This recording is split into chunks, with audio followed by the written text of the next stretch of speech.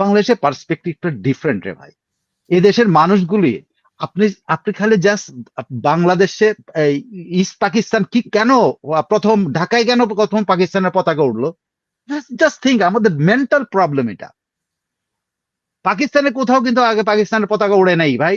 এটা ইয়াতে mid night ফ্রিডমের মধ্যে স্পষ্ট লেখা আছে ঢাকায় প্রথম পাকিস্তানের পতাকা উড়েছে, not in Lahore, not in Karachi.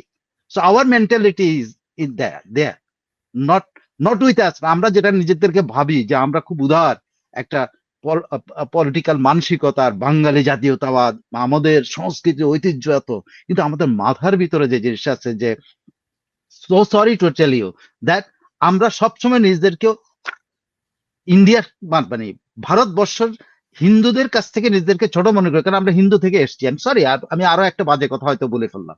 আমাদের মেন্টালিটিটা ওই জায়গায়, আমরা যা না আমরা তা প্রকাশ করি। আমরা তো পাকিস্তান, আমাদের মানুষের তো পাকিস্তান নামের আমরা কিছু বোঝারও কথা না, কিন্তু আমরা কেন প্রথম পতাকাটা উড়াইলাম, কারণটা কি?